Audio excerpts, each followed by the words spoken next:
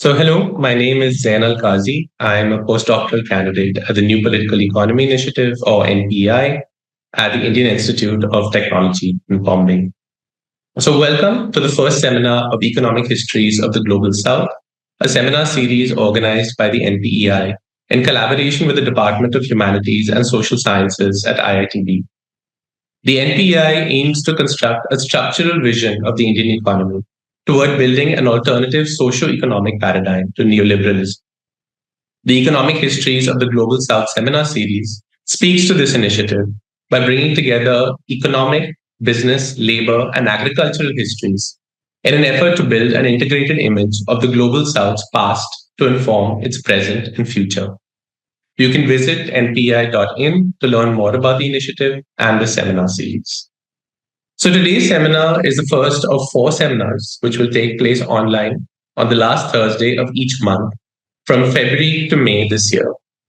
Today we have a book discussion on Ravi Ahuja's book, Shipping Lords and Coolie Stokers, Class, Race and Maritime Capitalism in the Early 20th Century, which was published by Verso in 2024. We will first have Ravi introduce the book, after which we will have comments by Elizabeth Esch, who's joining, and Alejandro, and then a short response by Ravi. Finally, we'll have 30 minutes for a general discussion. And if you would like to ask a question, please type it out in the question and answer box during the session. Ravi, if you're there, we'll start with your summary of the book. Thanking all of you for joining, by thanking Zain also for setting this up and his initiative as well, and also to Elizabeth and Alex for taking the time to go through the book and critically commenting upon it. So I need about 25 minutes actually to sum it up. Yeah. With that. Sure. On 20th May 1922, the Royal Mail ship Egypt, on its way from London to Bombay, was about to leave the English Channel for the Bay of Biscay when it ran into a series of fog banks. The SS Egypt's third officer had the fog whistle sounded every 2 minutes and tried to pick up signals of other vessels on this busy shipping lane, though the fog would distort sound and hamper an exact localization of approaching ships. Built in 1897 for the P&O, the Peninsula and Oriental Steam Navigation Company, the Egypt was a comparatively old, middle-sized, steel-hulled and coal-fueled passenger liner about 150 meters long, with an internal volume of almost 8,000 tons and a depth of 10 meters between the upper deck and the bottom of the hold. The ship had been refitted a few months earlier and was held to be in excellent condition. Shortly before 7 in the evening and about 25 miles from Ouessant, an island out off the coast of Brittany, the fog thickened. The commanding officer reduced the ship's speed on hearing a faint whistle when a smaller French steamer, the SS Seine, emerged from the fog bank and hit the Egypt at right angles, tearing into its hull midships. The impact was all the greater as the Seine's bows had been reinforced to break ice on its winter voyages to northern shores. After the collision, the vessel pulled back into the fog immediately. The Seine was damaged but maneuverable. On the Egypt, the collision caused a jolt that felt relatively benign, and even Captain Collier, an experienced shipmaster, needed a few minutes to grasp that the impact had been devastating. In fact, the sturdy steel hull had ripped open like a tin can, and the fire room was flooded almost at once, leaving the steamer bereft of its power plant. The seasoned passenger liner rapidly went into a heavy list and sank within as little as 20 minutes. The Egypt had a carrying capacity of altogether 800 passengers and crew. Life jackets and lifeboats were to be available for even more people. At the time of the disaster, the mail steamer, mostly male crew, consisted of 294 seamen, stewards, and engine room staff, and only 44 passengers, as most India-bound travelers from Britain preferred taking a train to Marseille for embarkment. Hence, there should have been an overabundance of safety gear, but in fact, 87 persons, a quarter of the crew, and a third of the passengers did not survive the accident. After the Titanic disaster, almost exactly a decade earlier, shipping accidents attracted major public attention, and the international press instantly engaged in hunting down culprits for the high loss of human life. 208 of the crew of 294 had been recruited from the Indian subcontinent, seamen from Gujarat or the Konkan, stokers from the northwest Punjab, stewards mainly from Goa.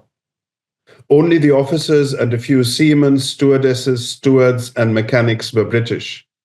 This was not usual at a time when the proportion of South Asian seafarers in the British merchant marine was perpetually rising from 8% in 1886 to 18% in 1913, to reach a climax of 27% in 1938.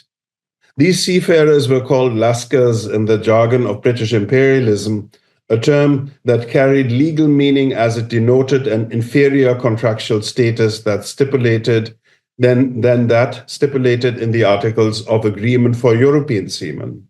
The denomination Lascar was the maritime equivalent for the inland Coolie.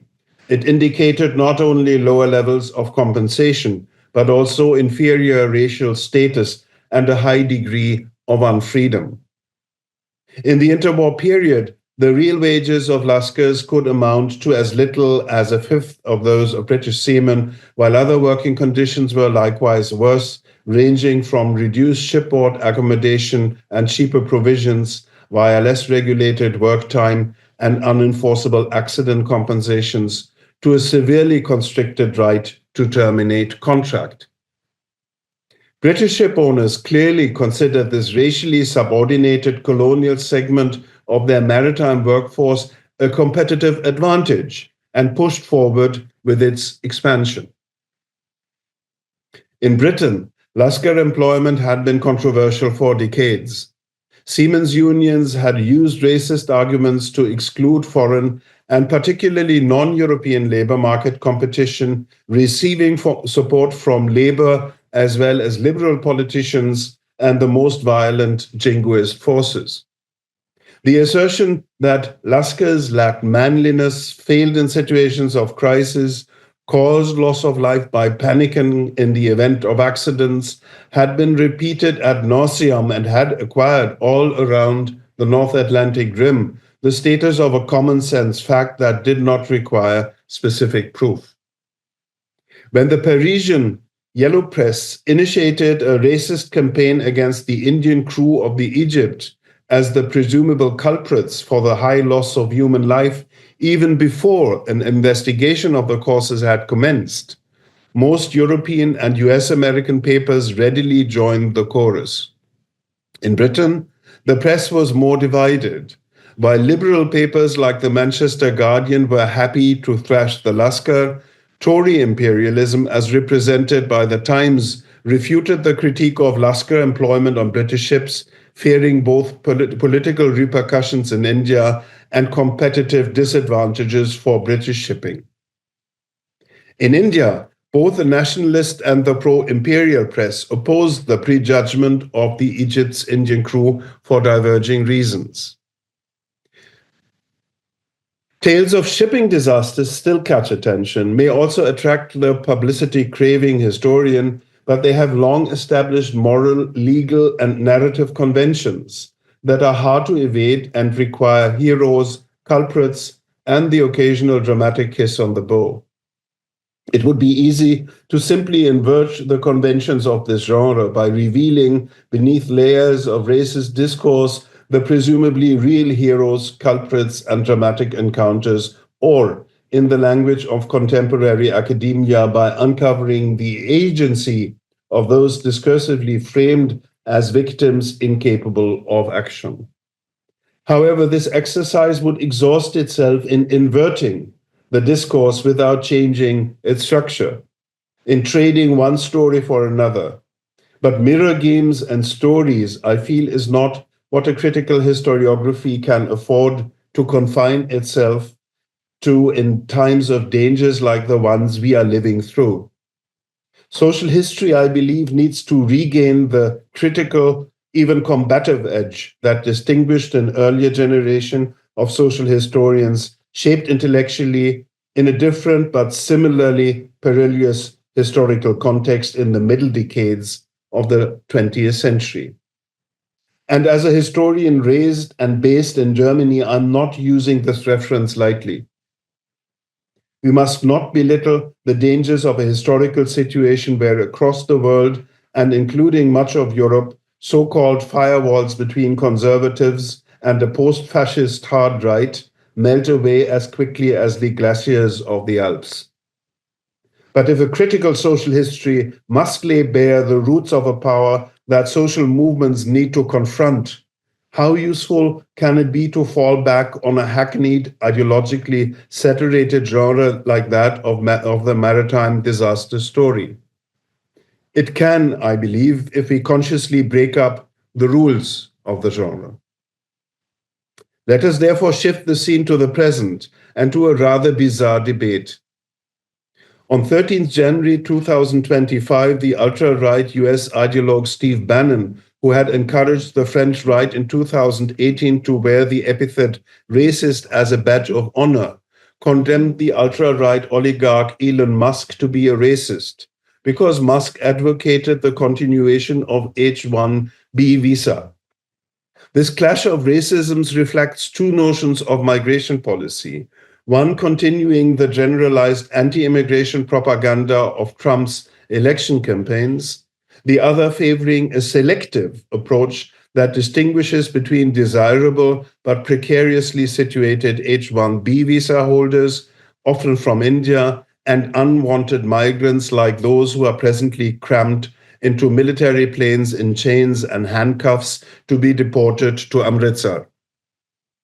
The pattern is familiar from other regional and historical contexts. Anti-migrant election campaigns, in case of success, have very rarely resulted in an actual cutback of migration, but more likely in more selective practices of migration control that restricted the social and political rights of migrants, reduced their bargaining power, and exerted downward pressure on general wage levels and working conditions. The two racisms of exclusion and of restricting selection may collide on occasion, but they also reinforce each other and are essentially two sides of the same coin. In the aftermath of the 1922 Egypt disaster, a violently exclusionary campaign peaked that sought to exclude South Asians from the maritime labor market. At first sight, this campaign appears to have failed comprehensively as the share of Indian seafarers, as mentioned before, in overall employment in the British merchant marine continued to rise until the partition of India disrupted the established recruitment networks. But the story is more complicated as the defeat of this campaign was clearly not a defeat of racism in British maritime labor relations. Defeated was merely the racist attempt by liberals, trade unions, and others to turn the maritime labor market into a white preserve, while the corporate and Tory advocates of racist segmentation in that labor market prevailed and could even use the widespread exclusionary racism among the white workforce to harden the boundaries between the segments and prevent solidarity. The rich evidence produced in the aftermath of the Egypt disaster has permitted to examine more closely the connections and tensions between these two modalities of racializing labor. Both are deeply informed by the logic of commodification. Exclusionary racism, a racism popular among but not exclusive to the white working class, seeks to establish a market monopoly for a specific commodity for white maritime labor power. Selective racism, the racism of boardrooms, ministerial chambers, and colonial bungalows, strives to achieve the most profitable combination of racially distinguished commodities, in this case, white and Indian maritime labor power. Both forms of racist commodification require that distinct features of usability and differential use values are applied to racially defined sections of the workforce. White maritime labor, exclusionary racists like Havelock Wilson, Liberal MP and chairman of the British Seamen's Union, insisted could do 2 or 3 times more work than colored maritime labor, and boasted a superior masculinity presumably essential in dealing with crises such as shipping accidents. The selective racism of shipping lords, Tory imperialists, and colonial bureaucrats agreed that white labor was more powerful, but only at much higher cost in terms of pay provisions and ship accommodation, and also less amenable to discipline and less effective in hot climates than colored labor. Selective racism was an ideology of imperialist rule in the age of capital. Handling and combining the presumably inbred differential capabilities of a racially heterogeneous workforce was presented as a key imperial skill, which officers of the British Merchant Marine were expected to excel in no less than colonial officials. Racism is, of course, a deeply irrational ideology, and the book's reconstruction of the clash of racisms in British merchant shipping leaves no doubt about this.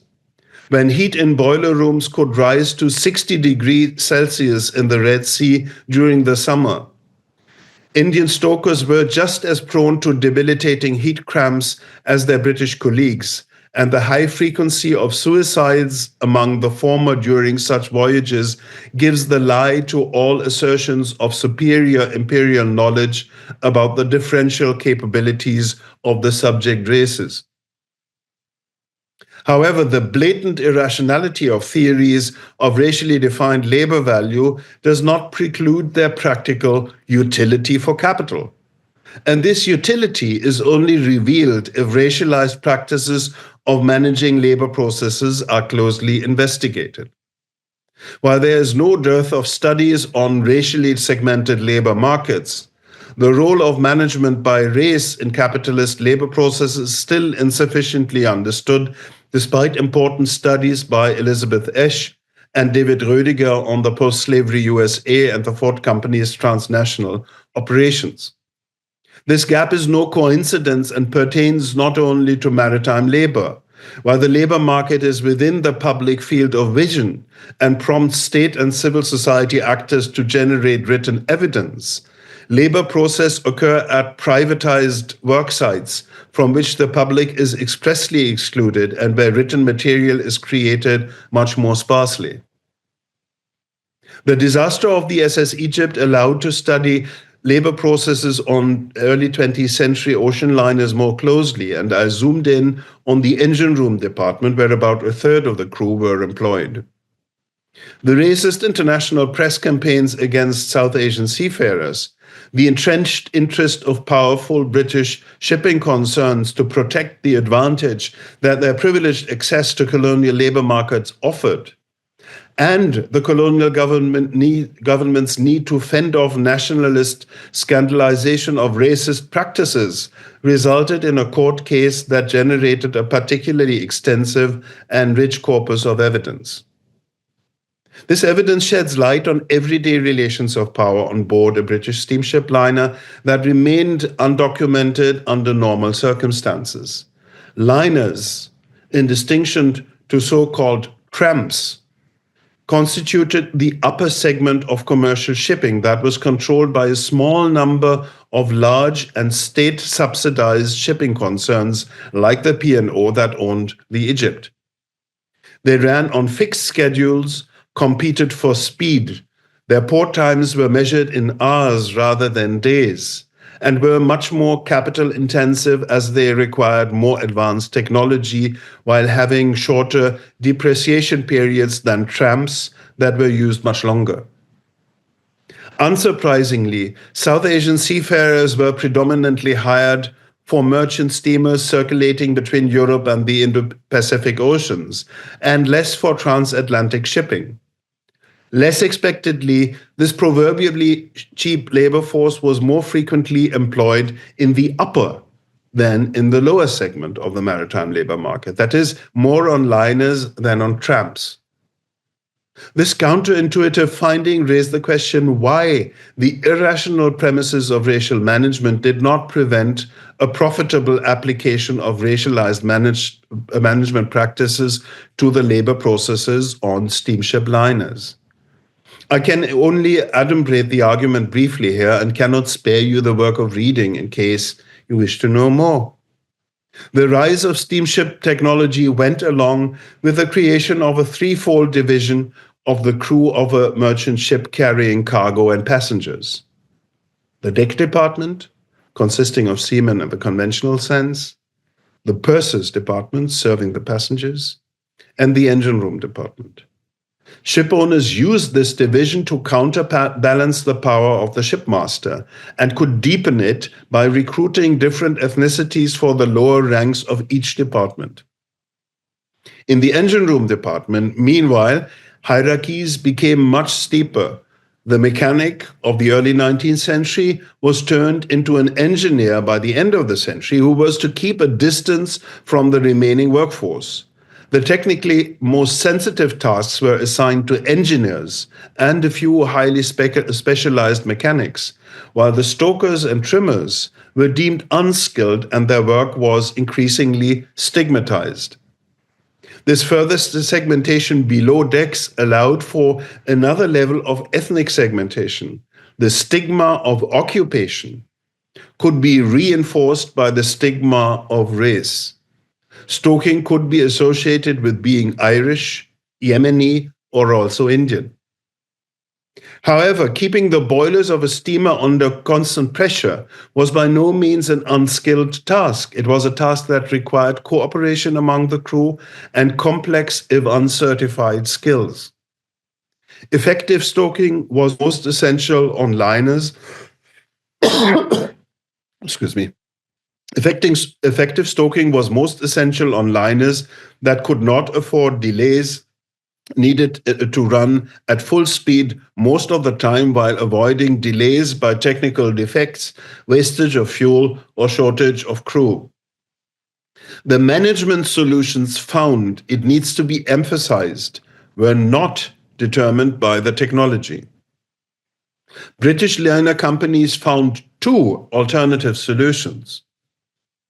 On transatlantic liners, as Valerie Burton has shown, stokers were mainly English, settled family men from Southampton or thereabout, much better paid than stokers on tramp ships, and supplied with long-term benefits that practically eliminated the high turnover typical for the lower segment of steamshipping.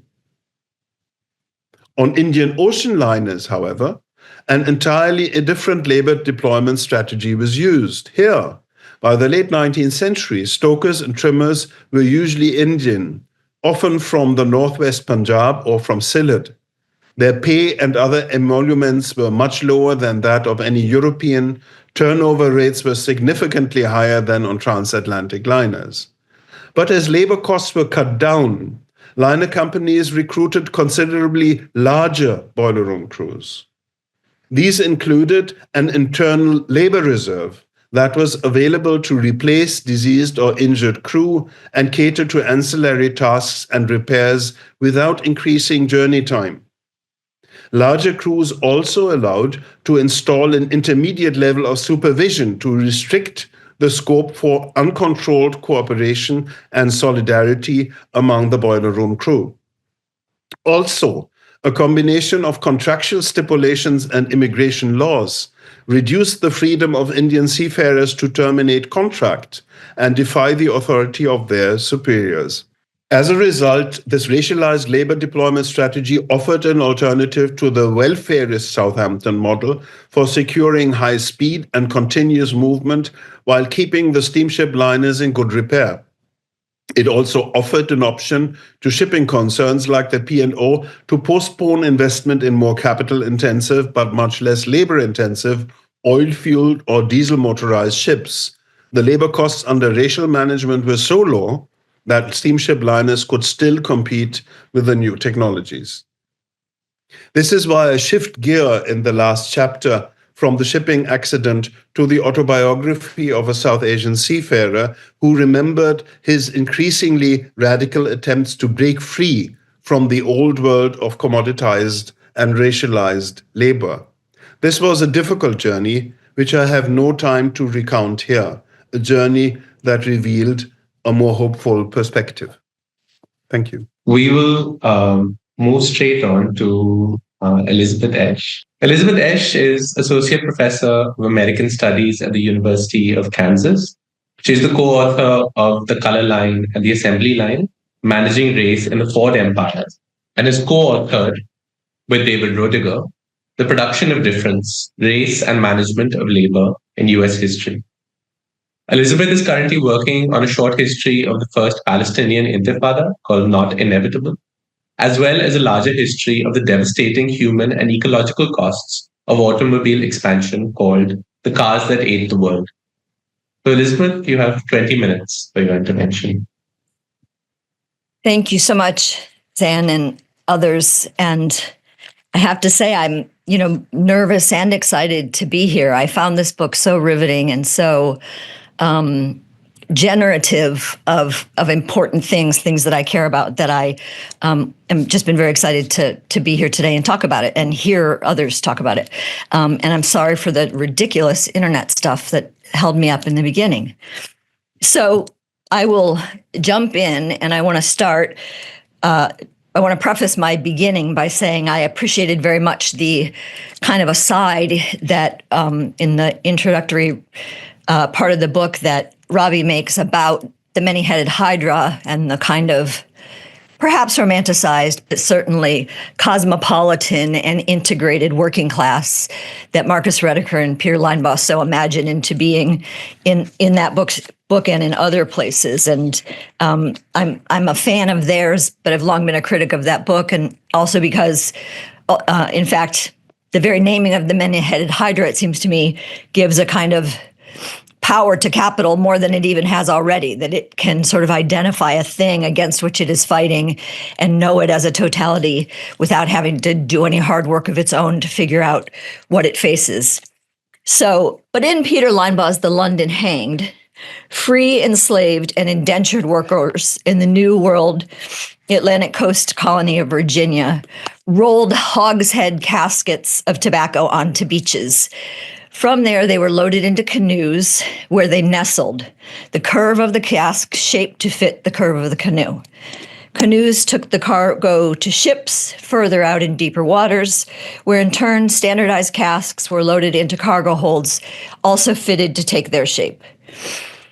Now, we don't have to uncover 18th century New World colonial shipping techniques to recognize the importance of packing cargo tightly and eliminating waste. We can also go back much further in antiquity to find examples of standardized tools and techniques designed to make the loading and unloading of cargo more of what we would now call efficient. And of course, the now fairly ubiquitous but foreverly grotesque imagery of the Middle Passage, a blueprint of how humans designed a pattern for maximizing cargo and other humans, is a remarkably present image in our history lessons. For me, it was the first way I experienced the visual of cargo, the visual of the space of a cargo on the Atlantic. And this happened long before the language of supply chains and containerization and logistics became as mainstream and readily available as they are today. In the case of both tobacco planted, picked, and cleaned by enslaved people in the New World and the Middle Passage across the Atlantic, the link between ongoing commercial practices and their improvement and their constant improvement and the commitment to ordering human society through something called race was ever present, even if as it was shifting to accommodate changing population demographics in British and other European colonies in the Americas. The link between one's status as free or enslaved and one's color or heritage or racial category emerged over many years, incorporating indigenous peoples across the Americas, those stolen from the African continent, and impoverished indentures from England and the European continent, often one step ahead of the workhouse or the noose. Because chattel slavery in what became the United States was a system of inherited racial slavery that replaced indenture, it became possible to use the words free and slave interchangeably with white and black or Negro.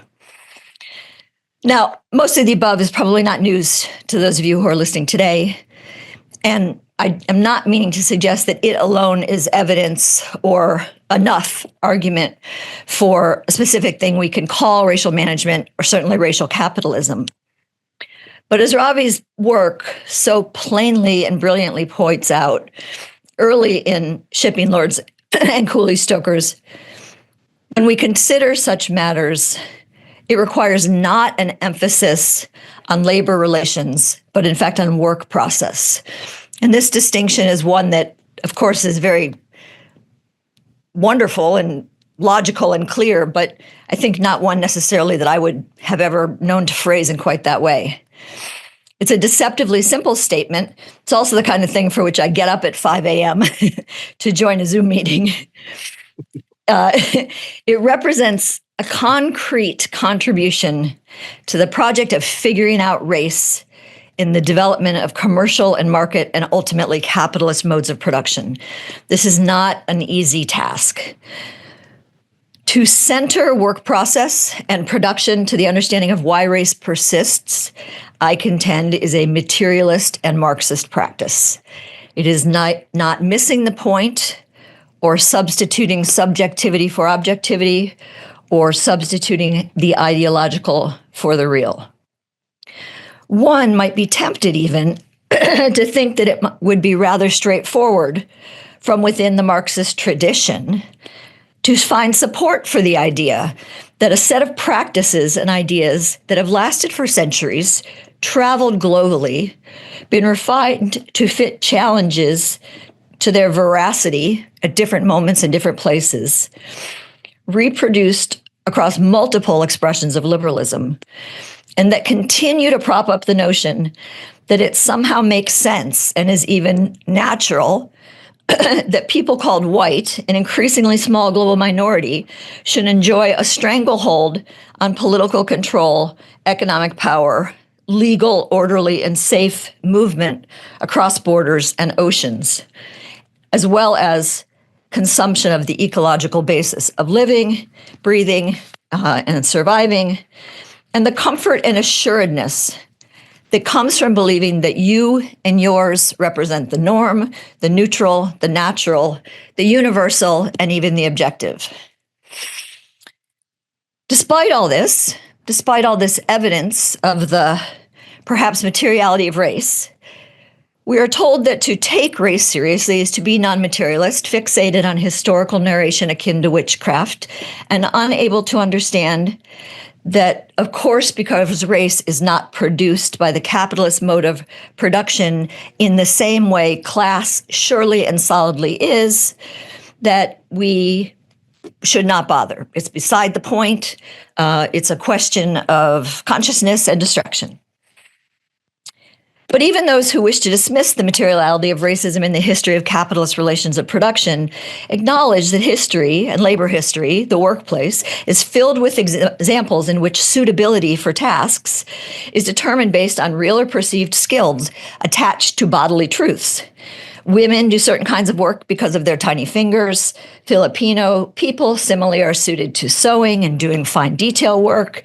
Children are hired not merely because they're tiny, because they are so cheap as laborers or because their families are so poor and need propping up, but also because their tiny bodies can move through industrial sewing machines and looms and combines and mines, risking and often losing limbs and life to clean and unclog intricate machinery or squirm into the tiniest crevices to extract otherwise wasted shreds of tin or gold or otherwise. Shipping Lords and Coolie Stokers provides the rare glimpse into a world of work organized in part by convictions about the capability and capacity of workers based on bodily and allegedly biological matters. Even when expressed as cultural, what energizes the sentiments pouring from the British and bourgeois mouths, whose words we read about the tragedy of the Egypt, is not merely a distaste for culture that they perceive as foreign or unappealing in its sense or its colors or its sounds. Rather, these remarks and the willingness of their owners to believe and repeat as truths things that did not happen is a visceral reaction to an imagined type of human, an imagined type of bodies. It is thick. It is a thick description with an historic commitment attached to it. You could almost see the spittle in their mouths when you read the part of those commentary. As Ravi points out, it's only because of the crisis of the Egypt, the breakdown of the physical plant, such as it is, as well as the breakdown of the hierarchy of responsibility on the ship. It's only because of this tragedy that we were able to get access to this world, captured and interpreted incredibly painstakingly and non-sentimentally in this book. Worker testimony about life on the Egypt that typically remained privatized and hidden is made visible. This is not unlike the case of the slave ship Amistad, whose story has been told in both scholarly and sentimental Hollywood forms. But we can tell that story with texture and complexity precisely because there was a court case that followed events on board the ship, providing a transcript. Someone whose work I admire, a little jumping around here, somebody whose work I admire said to me many, many years ago that the belief in the veracity of race, a belief in their own personal whiteness, makes the lives of white workers stunted and stupid. To take seriously that when we talk about race, we are always talking about racism, a worldview that is totalizing and circular, that explains its own logic, what Alexander Saxton called a theory of history. We are not talking only about white empowerment, but degradation and alienation of those lives too. At the heart of the Marxist theorization of the liberatory possibility of the capitalist workplace is a contradiction. The socialization of production creates the possibility for collective action, a source of actual power, in something that Marx gave us that we should forever hold on to, a source of actual power, the leveraging of which is part and parcel of overcoming the alienation, which is quite specifically defined by Marx, as we know, that is produced by wage labor.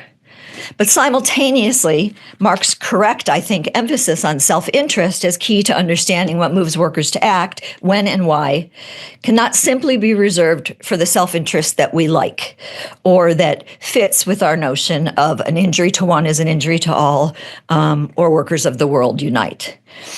It may be individual consciousness expressed collectively, but we can certainly see an argument for why it would be both reasonable and logical, for example, in Marxist terms, for men to oppose hiring and equal pay of women for reasons other than market competition.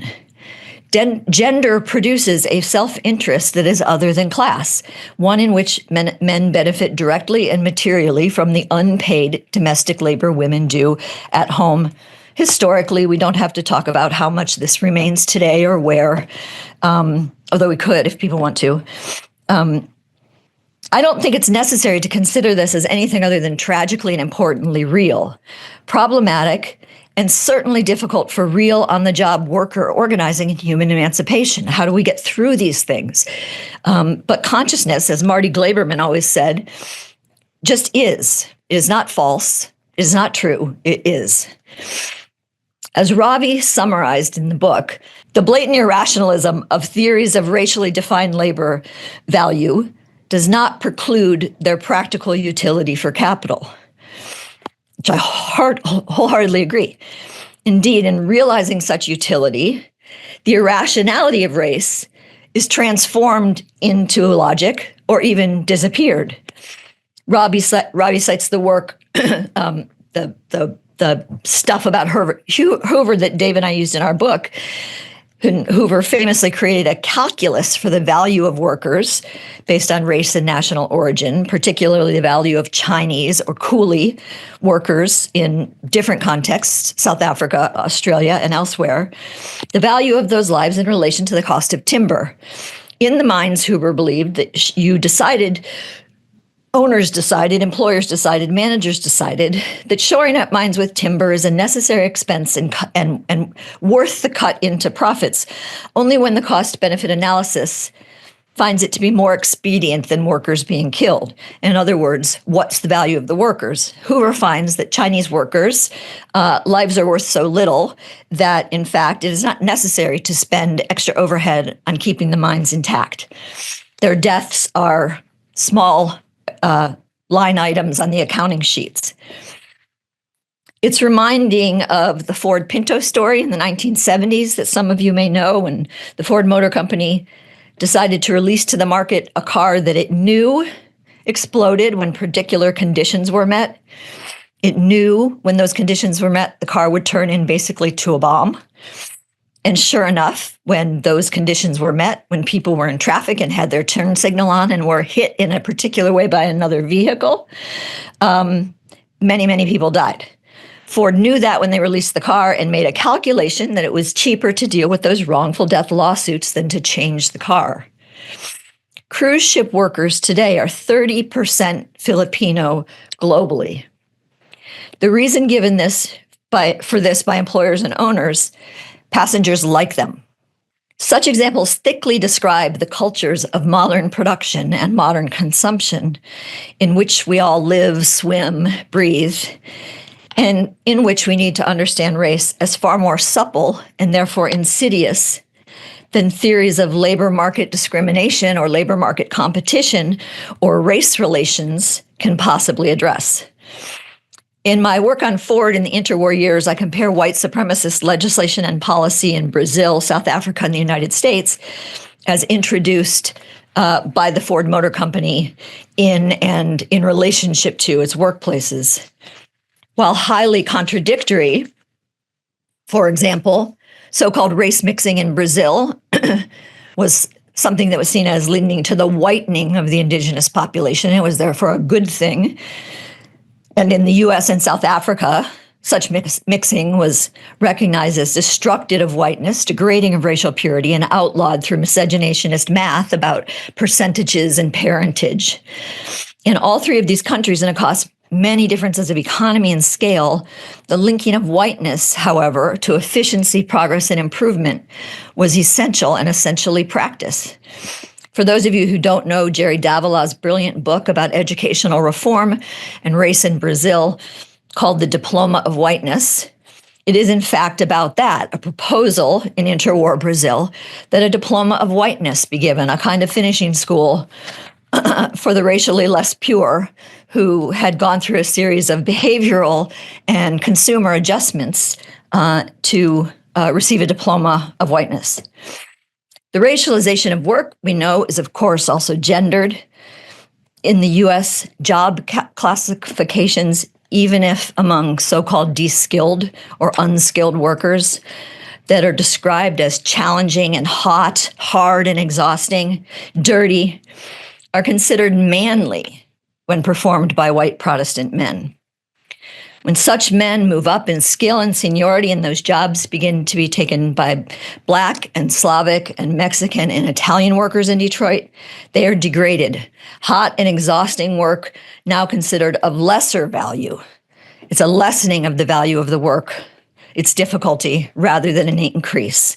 Like the hairy ape whose dehumanization is not only the product of capitalist alienation, but of the specific location of Yank's work, space and architecture of his workplace, a kind of value-added judgment, really, because of that.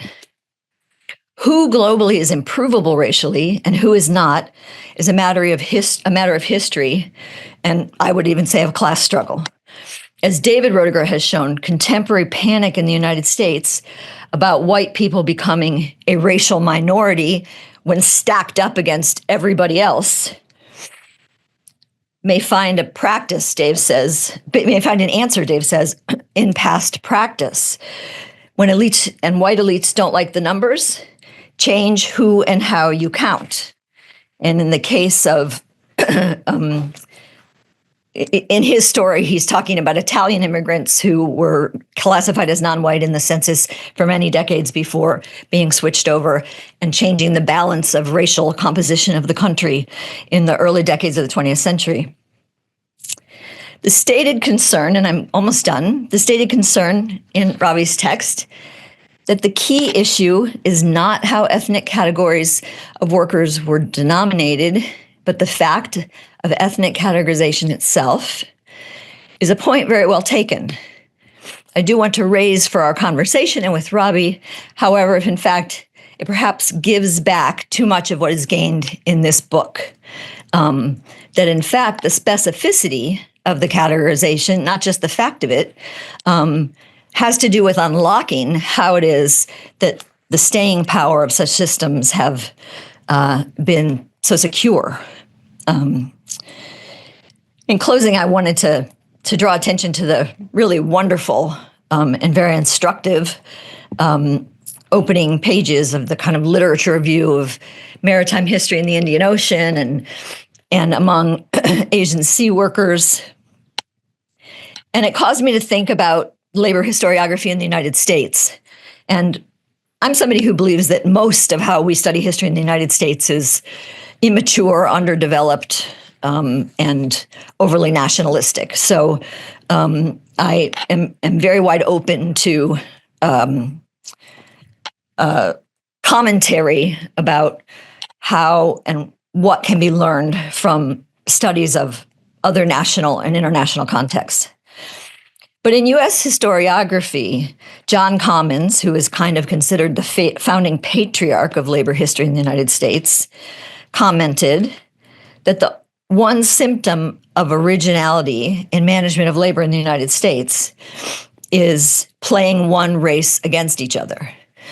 Now, this is the father of labor history in the country where Taylorism came into existence, where Fordism came into existence, and then other things beyond that after the end of John Commons' life.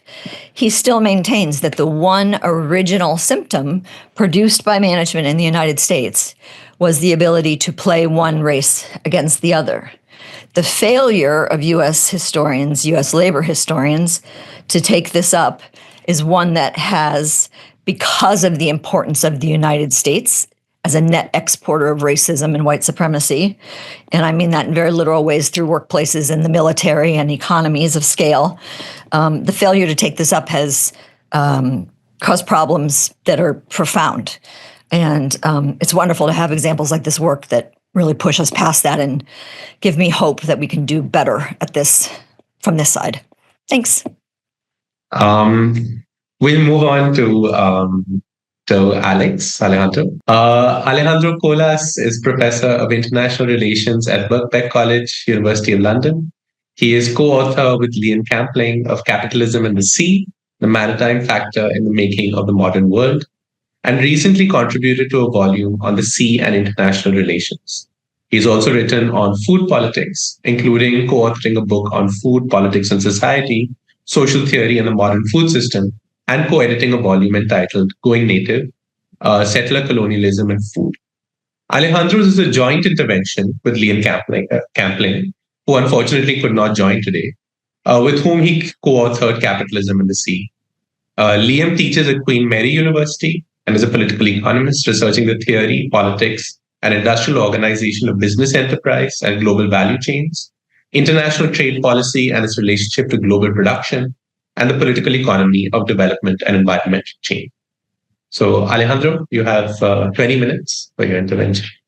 Thanks so much, Zain. Thanks very much for the invitation to you and your co-organizers. It's wonderful to be here, if it is virtually, and when writing the book that you've mentioned with Liam Campling, who incidentally is closer to you guys in the Indian Ocean, those of you that are in that part of the world, but unfortunately, as you said, he's off-grid.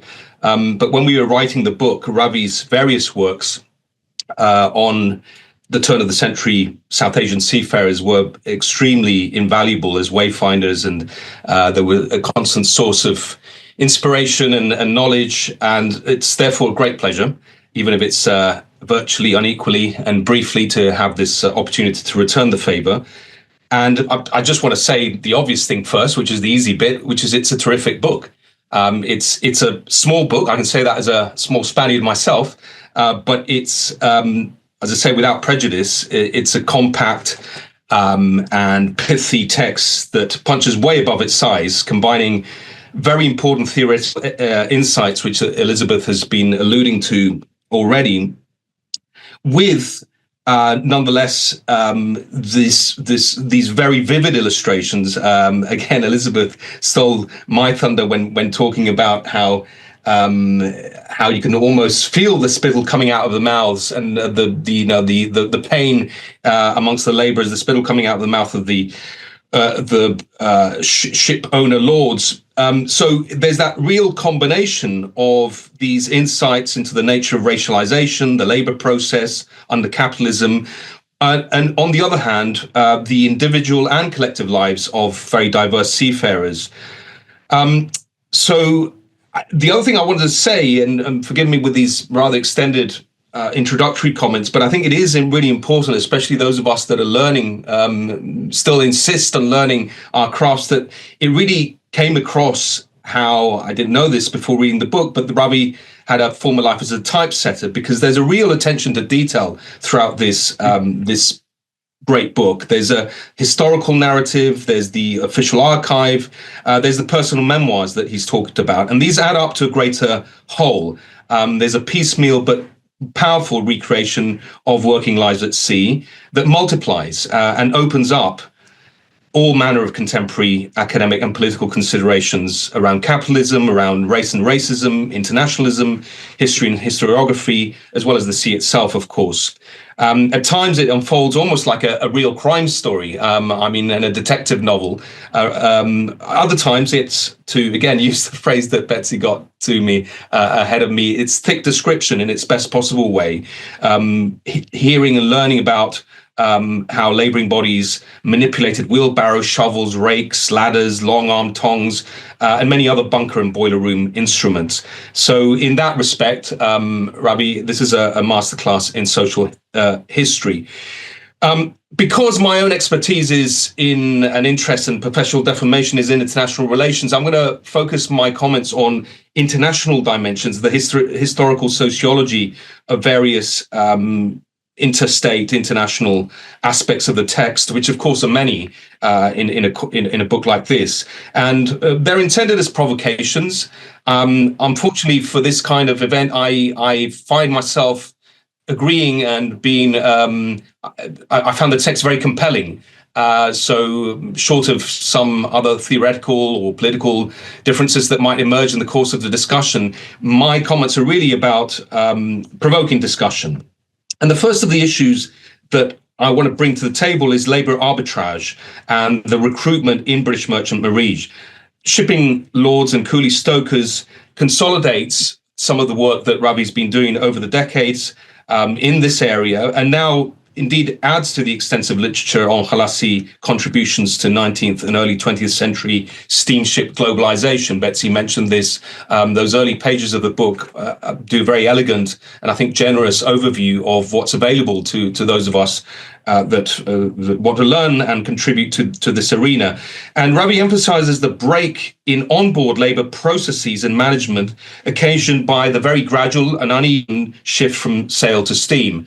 Once more, it's important to remember that for many decades, those coexisted within liners, within tramps, within all kinds of other ships. And that this gradual, uneven, protracted shift from sail to steam was accompanied by a re-racialization of the Lascar, a figure that, as many of you will know, and I think I'm assuming that all of us on this call are familiar with the prehistory, but it has a prehistory in the early modern period and indeed beyond in the Indian Ocean. And so the Lascar as a racial category, as an occupational figure, as a distinctive component of the engine room workforce is recalibrated. Low labor costs, contractual precarity, the diminished rights remained the cornerstone of this labor arbitrage system. Ravi's already mentioned this, but the way in which the structure of this regime was erected and managed, he demonstrates, was adjusted to the specific demands of industrial capitalism and steamship technologies through ethnically segmented labor processes on board, and importantly, the codification of racialized inequality ashore, something that I'll come back to in a moment. So, whilst recognizing the explanatory hierarchy, which rightly focuses on the what Ravi calls the sociological alchemy engineered by shipping lords and their British working class supporters when constructing these arbitrage structures, I'm also very interested in the supply side dynamics of the equation, or what Ravi in another work has called the networks of subordination. And in particular, the figure of the sarang on board, or the gatsarang on ports, also present transhistorically and presumably also transforming itself, seems especially significant in this regard as both the recruiting agent on land and a form of native authority, in inverted commas, on board.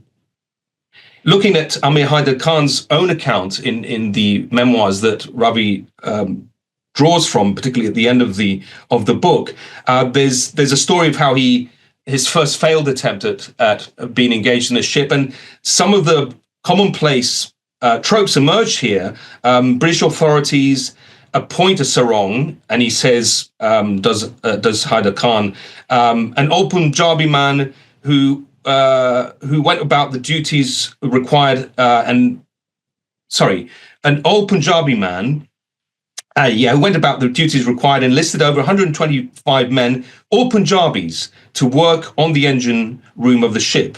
And among them was my maternal uncle, selected as an oiler, and my senior brother as an assistant to the engine room storekeeper. I too was provisionally included in the list as a coal passer. So kinship, gender, place of origin, the existing circle are all predictably played a role in facilitating recruitment. But I'm interested in the wider structural political economy and indeed the social and economic geography of labor supply and demand at play that I think bears useful comparison to other expressions of labor arbitrage today. I mean, Betsy was talking about the overrepresentation of Filipino ratings in contemporary shipping, although increasingly they have a presence amongst the officer class as well. One answer to that, it's not the only one, but is that Philippines under Marcos particularly had a program of labor export for hard currency, for remittances. Nothing unusual about that in terms of a developing society, developing country. And of course, the men stereotypically went to ships, women went to care in Dubai, Middle East, the UK, the US, elsewhere. So I think that there is analytical mileage in charting some of the continuities, in looking at the Khalasis as the low-paid temporal migrant precursors to today's transnational reserve army of construction workers, fruit pickers, domestic laborers, or indeed fishers and seafarers. And I think that I would even argue for the role of maritime capitalism specifically, which is, of course, in the subtitle of your book, Ravi, as instigating these distinctive forms of international labor arbitrage. And that these lie both in underlining the dull and relentless compulsion of the capitalist market, on the one hand, and the role of very specific, granular, regional, customary, or even political factors in generating areas of labor supply. So that's, even down to why Sylhet, why Punjab, that kind of question, both historically and in contemporary. I think it allows us to think of Lascars as both the unique product of a labor process that unfolds exceptionally in a moving yet hierarchical workplace, and a template of future international labor regimes. These considerations open a second arena connected to shop floor language and communication, so beautifully conveyed in chapter 7 of the book in particular, and which Elizabeth has also referred to. I was especially taken by the practice of so-called daskari bat and the tensions I think it crystallizes between what I would still maintain are some of the universalizing and cooperative dimensions, not even tendencies, but certainly aspects of the capitalist labor process, and the differences and gradations it invents and reproduces. You'll see that I'm doing that old trick of thinking about both and, not either or. Ravi displays his exceptional historian's craft when literally making the discussion of dictionaries, phrase books, grammar manuals a riveting read. Another use of the term riveting, but that's a tall order. And yet chapter 7, as chapter 7 shows, Laskari-Bat or naval Hindustani were above all languages of command in a racially segmented ship.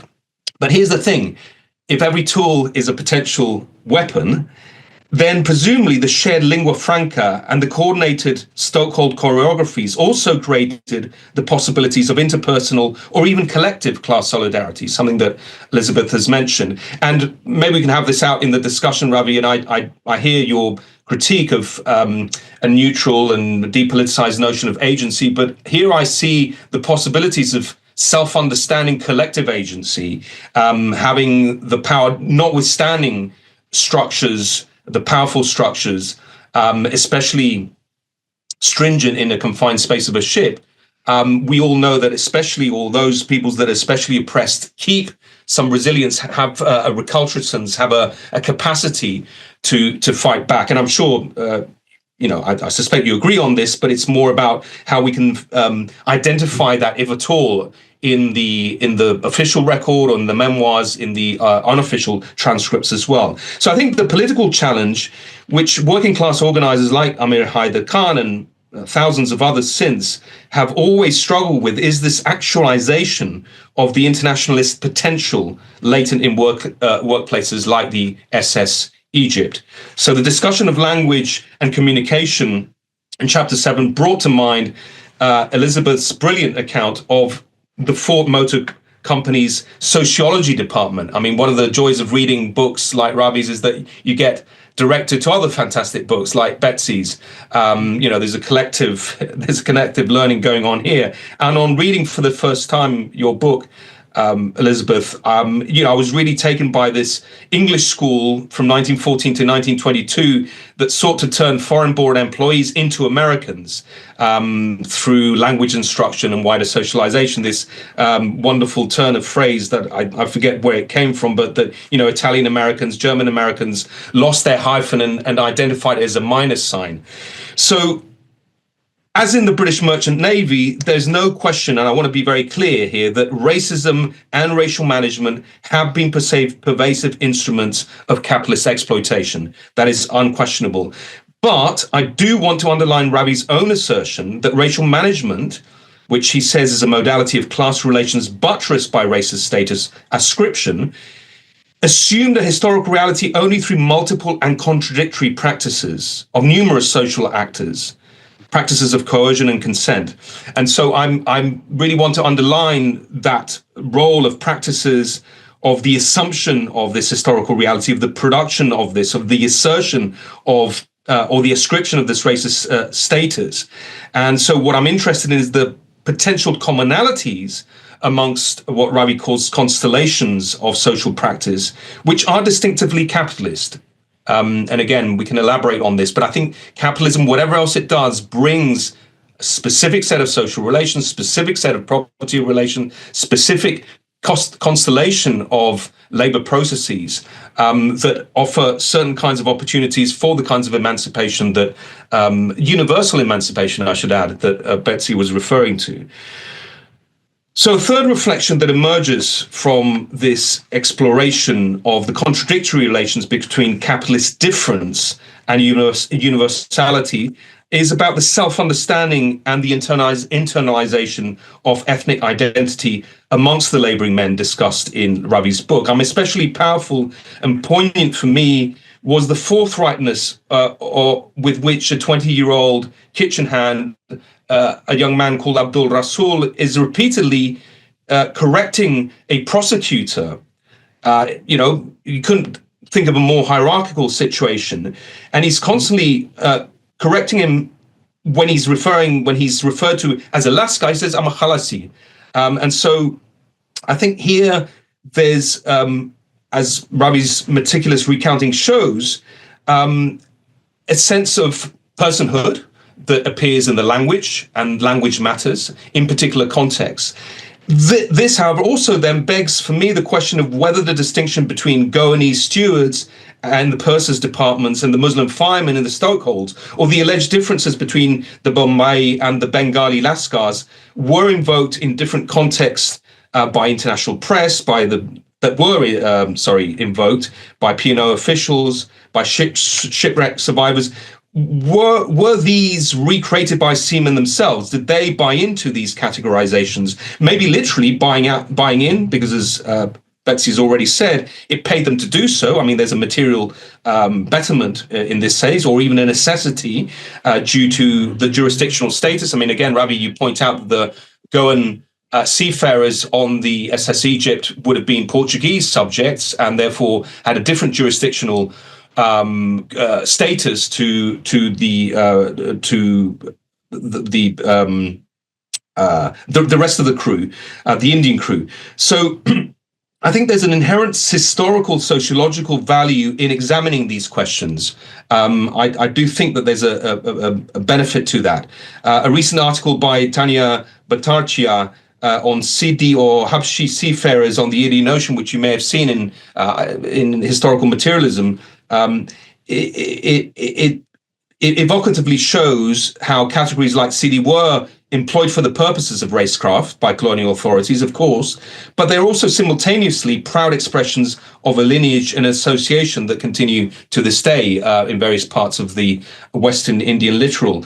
So I guess there is that analytical come quasi-ethnographic, anthropological, sociological. I prefer the term sociological. I don't want to essentialize these differences, but there is that thick descriptive aspect of the self-understanding of these seafarers. But I think there's also, seems to me obvious enough, a political necessity, which you alluded to, Ravi, at the beginning, and Betsy continued, and that is to understand and acknowledge these complex and contradictory forms of discriminatory self-identification, if only to more effectively challenge and overcome them, a task which, of course, critical analysis on whiteness has been undertaken for some years and is very present across the European continent and in the country which is now my home, the United Kingdom, very, very much present in all kinds of other divisions between the north and the south of the country, between the metropolitan areas, which are mixed, multicultural, and those so-called left behind cities and towns of England primarily, but also Wales and Scotland. Interestingly, many of them coastal areas, formerly shipping or fisher places. So I want to conclude, if I haven't gone over time, with some comments around the codification of nationality and jurisdictional status facilitated by the international system of labor arbitrage we've been discussing.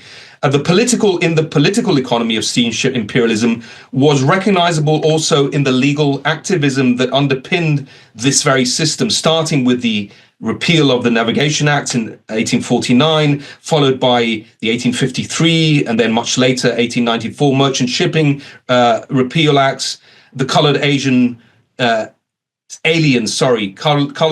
Seamen's Order of 1925, the British Shipping Assistant Act. Anyhow, we can go through all kinds of acts, but the important thing here, which Ravi acknowledges, is that there's real material legislation that codifies these differences, that makes them legal, have legal purchase, not forgetting, of course, the Lascar or Asian articles themselves. This is not, as has been emphasized thus far, about culture only. It's not about perception. It is about hard black and white law. And so the jingoistic assertions of freeborn Britishmen or racist expressions of white laborism, which are all also of necessity present in the book, were buttressed and indeed informed by state regulation of foreign bodies on sovereign territory. Implicit in much of what I've been thus saying, therefore, is this distinctive place of the oceans as a concrete material, geophysical, productive force, I would almost say. The structured mobility of racialized colonial subjects from one jurisdiction to another had to be controlled, among other reasons, to maintain the social distance in a context of physical proximity, be it on ships or in metropolitan ports. So the conflation of Lascar with alien in the same way that, as Betsy has suggested, blackness was associated with slavery, is, be it on ships, that is, aliens devoid of permanent residency, let alone citizenship rights, becomes a critical element of British state formation, where since the Act of Union, at least in the early 18th century, imperial expansion abroad is reinforced with the creation of British identity and institutions at home.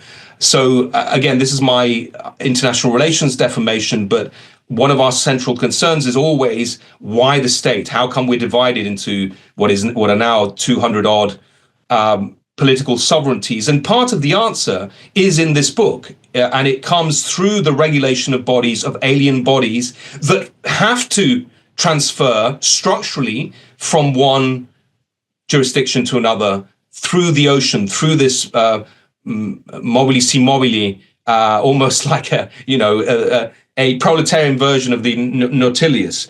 And I think that is very important for us in the world of international relations, to recognize that state building coincides, is reinforced by imperial expansion. Industrial migrations more generally have been posed this problem to the capitalist state.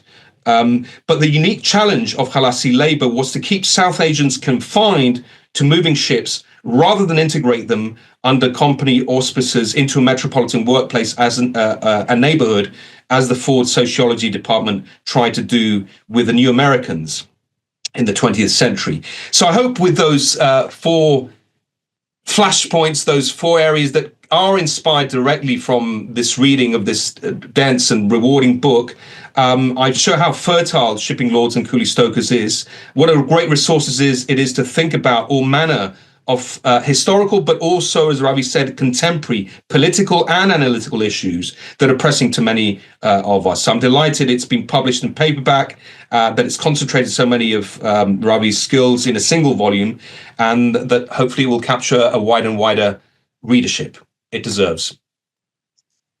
Thanks so much, Alex. I think, so Ravi, do you want to take 10 minutes to respond to some of the points that Elizabeth and Alex have raised? I'll use perhaps some of the questions actually to clarify some of the points. Elizabeth raised this concern whether the modalities of racial categorization did not also matter a lot, and whether I was underrating that a bit, with my emphasis on looking particularly at the process of categorization itself. How does that process of categorization actually work? So to explain a bit to those who haven't read the book, so what I'm saying is that the more superficial engagement with racism usually concentrates on language, and the liberal practice of seeing racism in a way as a language game or as a problem that can be solved if the particularly racist forms of expressing racism are removed from linguistic use. This is something I wanted to contradict, and so because that is actually an analytical problem. So on British ships, for instance, this is what I found in the evidence, and many British friends, or several British friends who had seafarers as parents have confirmed that to me. So in the language of British seafarers, an Indian seafarer as much as an African seafarer was, up to the mid-20th century, a nigger. And when in official documents and in newspapers, the word native seafarer was used, so everyone knew who was using native seafarer, what the word was, what was behind it. Okay? And in the book, I mentions also the interrogation of the shipmaster in court, who carefully uses the word native, exactly up to the point when physical proximity, actually, when he talks about that in the rescuing boat, and then he slips back into the other register that would be used on board ship. So why is that important? It is important because the emphasis on the crudest expressions of racism support the assumption that racism is basically a working class problem. and not one of the educated. And what I wanted to emphasize is that the use of other words like that of the native seafarer, for instance, simply do not mean the absence of racism. So boardroom racism is much more influential, shapes much more the racism of the everyday, even if it uses a polite language. So this is what I wanted to say. But Elizabeth is certainly right, so that we cannot also ignore the forms of expressing racism, and that they need to be considered. So a few points that Alejandro has raised. The emphasis on the book, as Elizabeth has said, is very strongly on the labor process, because this, I think, is where boardroom racism can actually be traced. That is massively shaping. And I've tried to show that in various ways. And issues of communication were very central to this, actually, and they give us historical evidence for the forms of reorganizing a maritime labor on board ship that take place in the 19th century. And basically what I'm doing in this chapter, I'm glad you found it interesting. It is indeed difficult to write a interesting chapter on the history of dictionaries and of technical dictionaries. But the argument that I've tried to make is this. So if you look at Indian language, so-called Laskari-Bhat dictionaries of maritime terms, so you see a very curious development that is very different from the development of dictionaries in Europe, in maritime dictionaries in European languages. With European languages, the dictionaries shift from the early 19th century from very detailed descriptions of the sailing ship, detailing the different parts of the sailing ship that sailors have to be able to work with, to a very detailed description of the technical details of the steamship. Okay, that doesn't seem to be so surprising, because we do have that slow transformation to steam shipping that occurs in the 19th century. In the case of the Laskari-Bhat dictionaries, we do have a different process. So in the early 19th century, you have a very detailed description of the parts of the sailing ship, which are directly part of the command structure that brings together British ships officers with their crew, with their South Asian crew. The later dictionaries do not take up the language of the steamship. Okay? So this is indicative of another form of creating hierarchies on board ship and another command structure. For that, it is important that middlemen like the serangs actually also exist. And for that, it is important that a new kind of extreme racialized hierarchy is created on board ship. And that also creates communication impasses that become only visible in periods of crisis, but do not matter so much with regard to rendering this kind of racial management highly profitable to ship owners in Britain. So that's the point that I tried to make. So with regard to the lingua franca that Alejandro has alluded to, so here we also do see a big change. A sailing ship very often had to remain in port over a long period, waiting for appropriate wind. That gave opportunity to communicate with people with a different linguistic background.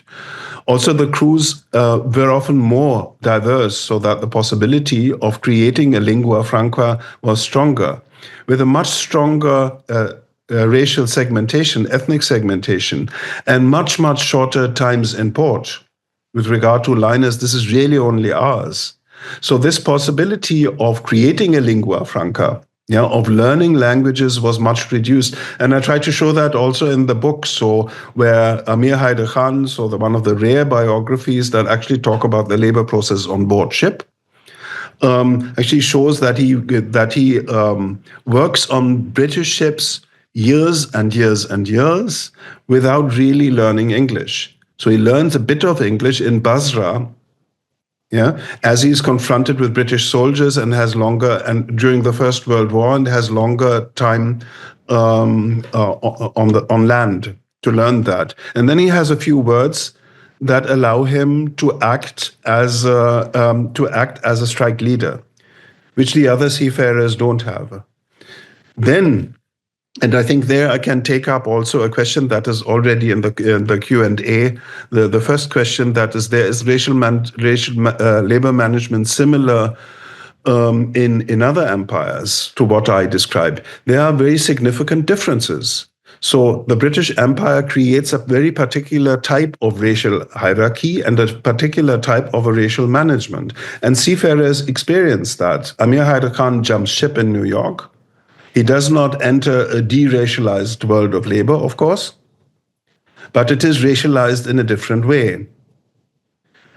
And here he asserts himself, so that then goes back to Alejandro's point, very much as an Indian seafarer.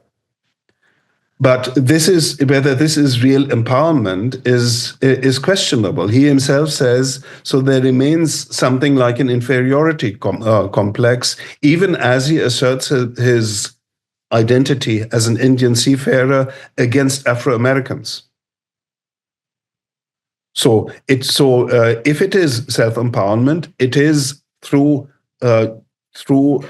competing in the maritime labor market from a racialized perspective. So he remains actually within that particular structure, which I try to analyze. Okay. Alejandro was also asking about the supply side dynamics, which are not so much foregrounded in the book and which I've looked at in other work, and others also have looked at this. So this is why India and why particular Indian regions. I'll try to answer very briefly. So I think India at that time is a particularly interesting recruitment area because of colonial rule, because that creates the possibility of particular legal structures. And I can't go into detail here. I think the key regulatory device is that Indian seafarers cannot legally leave the ship outside India. Okay, so they cannot terminate contract outside India, as opposed also to other seafarers, say from Yemen or from Africa. But Indian seafarers legally cannot, and that is actually an important device of imposing discipline. So I can't talk very long about the regions because there are multiple factors that actually also play a role. But I'll just make one point. So with regard to Northwest Punjab, which was important for the Stokers that I was talking about, so you could say that the maritime labor networks is totally unplausible. You know, Northwest Punjab is not a maritime region at all. So it is so landlocked. So you cannot actually logically explain why so many seafarers actually would come from that region, unless you consider that this was also a major recruitment region for the army. So in many ways, the recruitment networks for seafarers were an offshoot of recruitment networks for soldiers. And so that, but I leave it at that. And I think this is within 10 minutes, is it? Yeah, speak 10 minutes. I can, so maybe what we can do is, I see that some of the questions are addressed to both Ravi and Elizabeth, and others to both Ravi and Alex. So maybe we can take the ones for Ravi and Elizabeth first. So there's a question from SR. SR says, on what terms, this is for Ravi and Elizabeth, on what terms did labor solidarity and mobilization go beyond the race divide in ideas and action? On colonial ships, and how does this compare to the context Elizabeth has studied at River Rouge in Brazil and South Africa? There's another connected question, so we can take them both together, I think. So Naina Manjrekar, Betsy spoke about worker organization. I'd like to link this to what Ravi said about agency as problematic and unrelational. Could you speak a little more to this? How then might one think about the structural segmentation of labor markets, while at the same time not precluding the accommodating the possibilities of workers' collective organization / resistance historically? So Ravi, would you like to take those first, and then perhaps Elizabeth can come? So there are possibilities of solidarity that go beyond the race divide, which have also been studied. There are possibilities that have evolved more in ports, I think, in the period that others in the post-war period, in particular in the post-World War II period. This was difficult. I think it was made much more difficult on board British ships than it was, for instance, on US American ships. So, and I give some evidence also for that, how such forms of solidarity could emerge more easily in a less segmented and in a crew that was otherwise racially divided, but not as strongly segmented as very often was the case on ships in British India. So. I'd like to talk a bit more about the agency problem, because I think that is actually also a key issue. And I try to be a bit provocative about it. So I think we need to think a bit more about the terminology that we tend to use and that become commonsensical in our own term. And you can see a shift from the older literature that would think more in terms of subjectivity to a language that thinks more in terms of agency. And I think this is significant, and this shift emerges, I believe, in connection with the emergence of what we now call neoliberalism. And that is the idea, very, very much the idea of the individual actor being that what actually matters. So it is the idea that there is no such thing as society, as Thatcher famously actually says, there are only individuals. So the difference between the use of the word subjectivity and the use of the word agency consists is that the agent does not need an opposite.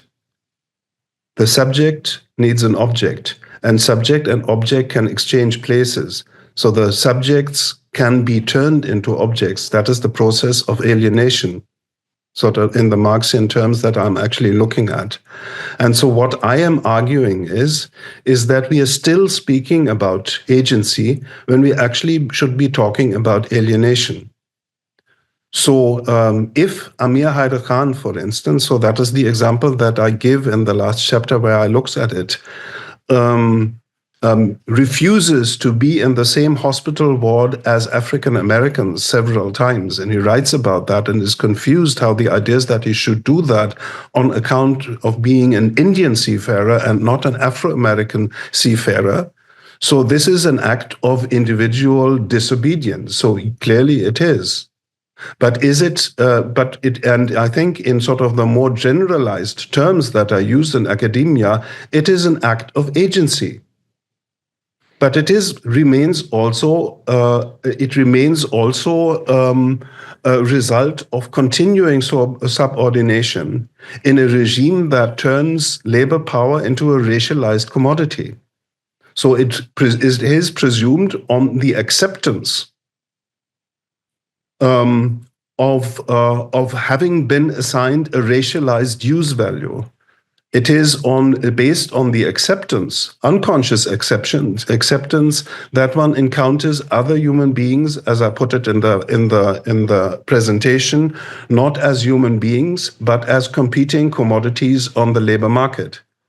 And it requires the conscious effort to break free from this, to actually regain subjectivity and escape objectification.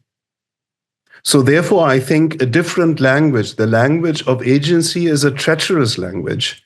It is a language that suggests emancipatory potential, but without naming against what this emancipatory potential needs to be realized. So we need relational terms, okay? So where the activity at the same time also involves, includes what it is, what you are against, what you are opposed at. So it has to be, so the words that we use need to have to reflect right from the start the relationships of power. And I don't think that the term that has unfortunately been generalized, agency, actually does that. And I think that requires a critical reflection particularly at a point where what has been called neoliberal for a very long time now realizes itself as an extremely authoritarian form of power, as the establishment of extremely authoritarian regimes, also on labor, that become much more oppressive on labor. So therefore, I think we need to reconsider that language. So I'm not claiming that I found the definite answers for that, but that is also something that this book tries to do, and therefore thanks, Naina, that you are asking actually this question to provoke a discussion on that. And Ravi, I don't at all disagree with your characterization of this as being connected to neoliberalism and the overemphasis on the kind of individual as an economic unit intact and out there in the world, including improving his or herself out there in the world as an individual, investing in self, entrepreneuring in self. I do want to say that I think that there is a place for arguing that the 20th century saw a tremendous amount of denial of the right to the individual in the name of the class and the party that was tragic and violent and awful in actually existing communism. So I don't want to, I do think there is a moment that we entered, and 30 years ago maybe now, but a moment that we entered where thinking about how we relate the individual to the collective, how we are allowed to have inner lives and subjectivities that matter and are relevant, that don't have to conform to an idea of what class is in terms of gender, in terms of sexuality, in terms of anything. So I know you don't disagree with that, but I think that just isn't a little tension to your otherwise critique. I've never particularly loved the word agency because I feel like it kind of presumes that people who are workers aren't in any kind of self-control. They're not in any kind of, like I used to have a job when I was a teenager, and we had a clock, that had hands, like an old clock on the wall. And we would move the hands forward when the boss wasn't looking, when the manager wasn't looking. We would move the hands forward so we could go home early. We weren't, struggling. We didn't know. We just wanted to leave. And we wanted to, get over and be able to laugh behind the manager's back. And, that's the kind of thing that gets categorized as agency, and then maybe the hidden transcript or the prehistory of the collective. And, I don't know if it's a prehistory or not. It's just a fact of living. And it's a fact of people being able to stay joyful in the midst of miserable jobs. And that's a wonderful thing too. And just briefly on the solidarity question, I think that it's really important to look at specific cases in terms of labor solidarity, like what it is we're talking about, what exactly the problem is, because very, very often the problem is white racism. The problem isn't that everybody hates everybody. It's that white workers don't want to let immigrant and non-white workers into their unions or into their shops. And they construct a story of their economic well-being that argues their economic well-being is threatened, and we can include women in this too, but is threatened by the entry of those people. And so the way out is to close and shrink and contain, create borders, rather than to expand and include. And, I think this is really a heart of a thing we basically struggle with in the world today in worker organizing, how it is that people go in an expansive direction, and rather than in a, well, we can't possibly win and that's utopian, so we got to actually say, yeah, sorry, but if we let these immigrants in, our wages go down. And of course, we know it's not that simple to begin with. But like when the Ford plant was organized, when the Rouge plant was organized, Ford was the last of the big three auto companies to unionize. And it wasn't until 1941. I mean, it was like the war. You could vote for the AFL or the CIO, so the Auto Workers Union, but represented through the Industrial Union or the Craft Union. And no Black workers voted for the Craft version. Many white workers did. And all Black workers voted for the industrial version. And it's now very popular to talk about how racist the CIO was and its links to the New Deal and how racist the New Deal was, and to kind of categorize things as all terrible and with no complexity, that actually manages to, in the name of seeming to be more militant about fighting racism take away the agency. And I was thinking this. I was teaching this week the thinned decision in my class, and I've been teaching the thin decision for years as a really fascinating and wonderful example of how here's this immigrant who tried to use the logic of racist science, like to say, okay, well, on your chart, you say that as an Indian and as a Sikh, I'm Caucasian. And just last year, you decided that Takeo Ozawa could not become a citizen as a Japanese person, even though his skin was very, very white, and even though he was a Christian, and even though he was a businessman and he wore a suit, he couldn't be white because he wasn't a Caucasian in the charts. And so here I am here wearing a turban, being a Caucasian, so I get to be white, right? And they said no. They said no, because look at you. Everybody knows you're not white. And so on the one hand, how you look doesn't matter.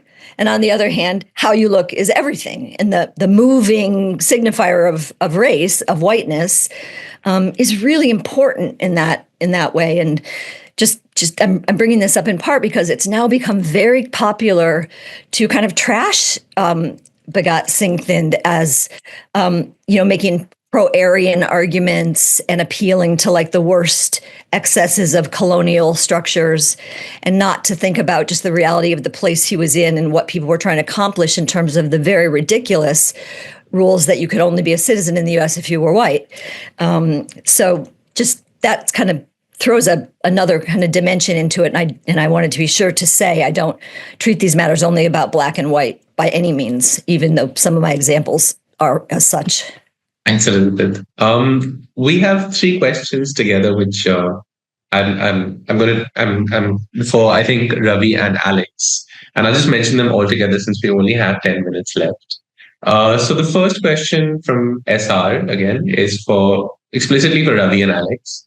So why is the place of the ship at sea, a total institution, important for the labor process that takes place within it? That's the first question.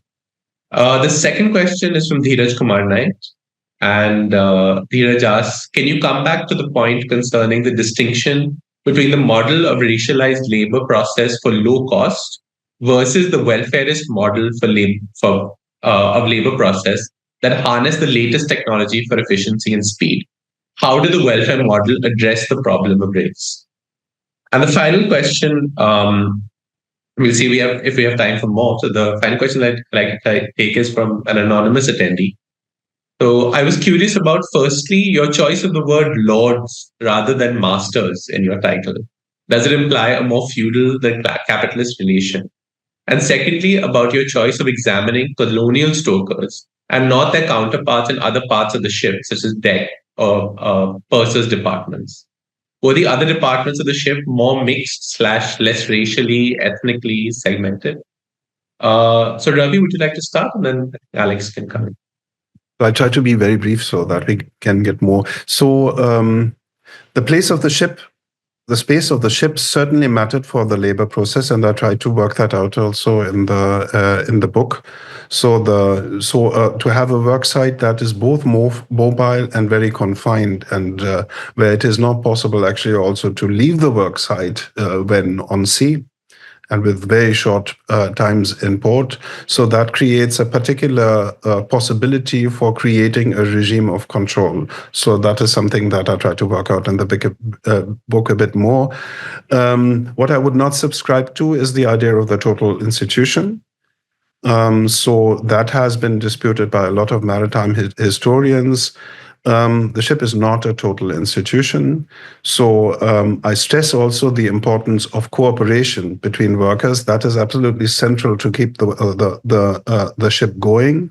So hierarchized command has its limits. It's not possible actually to keep a ship running at full speed, a steamship, based on hierarchical commands. So it really also requires the cooperation of the workers, and this is something that I try to work out.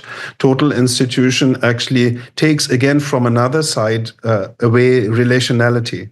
So just like the agency term, So the total institution actually suggests that there is only a subject basically from above. That is not the case, and you can see that as you look at the labor process. Dheeraj, the distinction is not between a model of racialized labor process for low cost. So because low cost is really not the central point. The central point is to have a labor reserve. Yeah, that allows higher product efficiency and speed. Actually, so that is the point. So the low costs enable to have a large labor reserve. That is the strategy when using Indian seafarers. The other model, so that is more built on what one could loosely call welfare mechanisms, so one should not exaggerate that also. And that was surely also racialized, also quite explicitly. So I think Valerie was part also of the audience and could answer that much better. But the racial distinction here was that the one that I found in her work was more between the Southampton English seafarers and the Liverpool Irish. Okay, another form of racialization that also played a role. The choice of the word lords. I'm not. What I insist on in the book is that labor history that is, again, relational, to stress that term again, must take into account capital, okay? Not just the relationship on board ship between shipmasters and seafarers, and also not just the relationship between a state, for instance, a colonial state, and workers, but capital must be explicitly involved.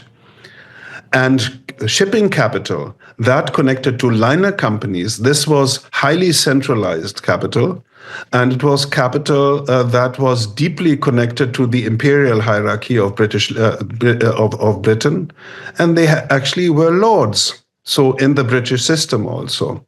So this is what it actually refers to. So the P&O chairman was assigned a lordship. So what I want to express in the title is not really a feudal relationship, but what I want to stress is that to understand these conditions of power is not enough just to look at workers alone, but it is central to look at the relationship between shipping capital and shipping labor.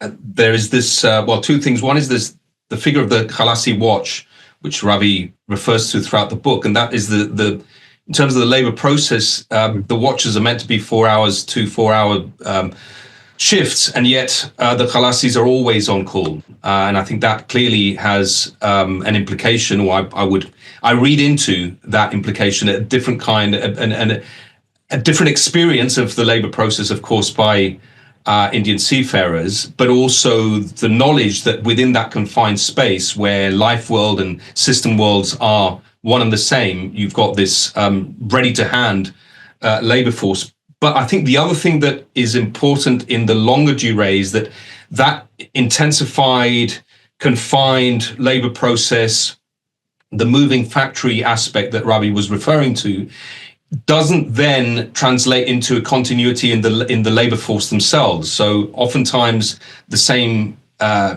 gangs may be, the same workforce might be transferred from one ship to another. Other times, certainly in the contemporary world, moving into the late 20th century, there's a discontinuity in the workforce. And I think that then makes the complexity of solidarities in the workplace even more pronounced, and any intervention into the work process that requires solidarity or cooperation for the benefit of the worker, just the repertoire, it seems to me, is much more limited. I think the analogy here, I think, is with domestic workers, with, again, the qualifier that domestic workers tend to be living in by themselves, they're atomized, they're isolated, whereas my understanding is that if we're looking at the period that Ravi is considering, there would have been possibilities of continuing with the same workmates across different voyages. So I think also I'm really interested, the interwar period is, named as such in a non-way. It's just named as, what it's between, the historical periods that it's not. And I think there's a way in which we could really call it the age of white supremacy. I mean, it is a moment of, partly because of panic around colonialism in the wake of Versailles and the end of World War I and the implications that are looming for the future, but also the deepening of the industrial workforce and its sophistication in places all over the world, and the mining workforce in places all over the world, and the maritime workforce in places all over the world, that there is a moment of something happening here about racial modernism, about this particular kind of, Du Bois calling it the problem of the 20th century is the problem of the color line. But, he kind of says this at a time when that's what he really ultimately ends up thinking about, in the color line belting the world after the war, after he publishes in 1915 The African Roots of War. So I think that too is maybe just there's the talking about this in just general, or it's just to say that the period and the timing of this contributes to some of the content, contributes to some of the configuration about racial management, about racial ideas, about racial improvability, racial failure, all that stuff. Thank you, Elizabeth. I wish we had 2 more hours, because I think we just started having a very lively discussion, but we will have to call it to a close. So thank you so much, Ravi, Elizabeth, Alejandro, and I think Anapsantia, Liam, for a wonderfully productive discussion.